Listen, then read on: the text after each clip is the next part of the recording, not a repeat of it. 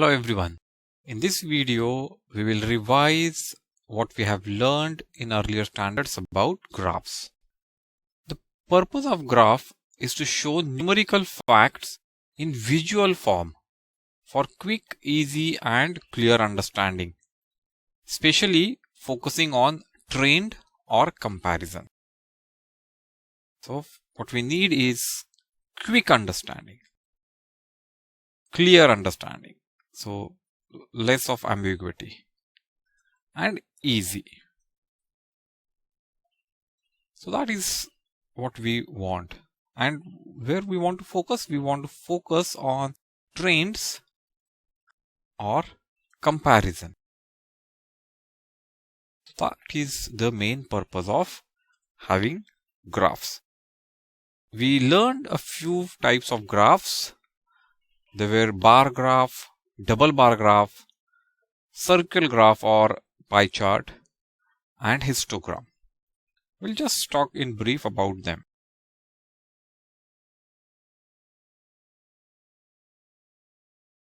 In bar graph, we plot the categories along the x-axis and we plot the values along the y-axis.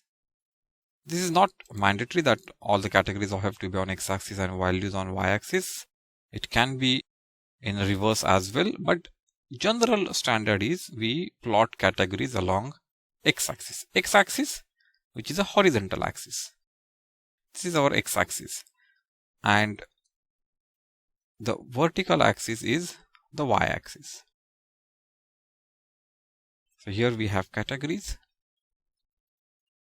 and here we have values. The width of bar graph, so we have bars representing different categories and the width of these bars is same. But the height depends upon the value. So if you see here, width of each bar is same, but the height depends upon the value of that category. The values are marked using a scale to accommodate varying amount in smaller region. So we have, let's say, a graph for population. The population will be in lakhs. So how do you show lakhs on this thing? Or if we want to talk about marks, marks are out of 40. If some exams marks are going to be out of 100. So using the same length but different amounts, what we do is we use a scale. And for 1 centimeter, we decide the scale. For each centimeter, there will be different scale. And we write here the scale as 1 centimeter is equal to, let's say, if it is population, then we may say that 1 centimeter is 10 lakh. Or if we are talking about marks, then we may say 1 centimeter is 10 marks. And that way we will be able to accommodate different values in the same smaller region. So this is bar graph used to compare between categories. We also talked about double bar graph. Double bar graph is a variation of bar graph where we draw bars even for subcategories. For example, now I was talking about marks, and so here we had subjects like here Hindi, English, math and science.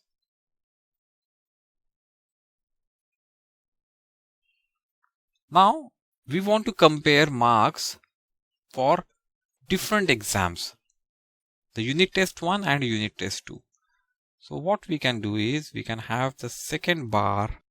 So we have a subcategory unit test 1 and unit test 2 for each subject.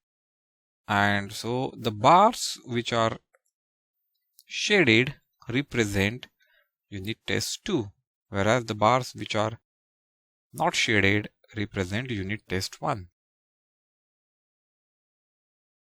And that way we have subcategories as well. We have categories Hindi, English, Math, Science, and in that we have subcategories as Unit Test 1 and Unit Test 2. The unfilled is Unit Test 1 and the filled one is Unit Test 2. So we'll be able to compare the marks in the same subject as well. Not across the subject, but in the same subjects, we want to compare how did I perform in Unit Test 1 versus how did I perform in Unit Test 2. And that place, the double bar graph will be handy.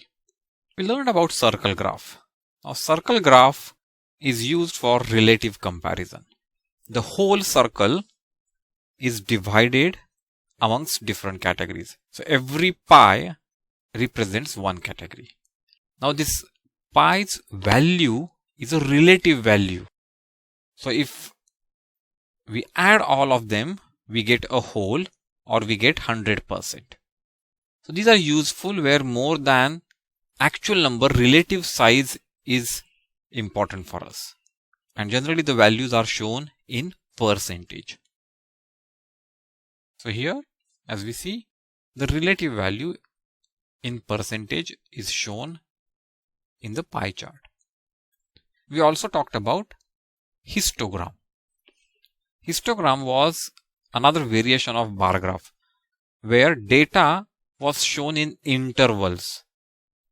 For example, this histogram shows the mortality percentage per age. Now on the category, if you see 0, 20, 40, 60, 80, 100, they are continuous graph. So 20 is shared by 2 bars, 40 is shared by 2 bars because it is a continuous graph. It is in ranges. 0 to 20 range, we'll see a percentage. 20 to 40, 40 to 60, 60 to 80, 80 to 100. Why do we do that? Because if I want to draw a graph here, I will have to draw categories as 0 years of age, 1 year of age, 2 year, 3 year, 4 year. There will be almost like 100 categories. And the graph's main purpose of being easy to read will be defeated. And hence what we have done is we have given ranges. Now it is helpful for us. We know that 0 to 20, young people, very less mortality rate. 20 to 40, okay, working class people, slightly increased mortality. 40 to 60, another slightly increase. And we see that 60 to 80, 80 to 100, it is high mortality rate. That means the elder people are more vulnerable for this virus. So these kind of information will be easily gathered using a histogram instead of a bar graph. A bar graph would have been very difficult to read in this case. And that's how we used histogram. In our next videos, we are going to learn a few more types of graphs. I am sure you have liked the video. Hit the like button and leave your views in the comment section below. Do watch our other videos on this topic.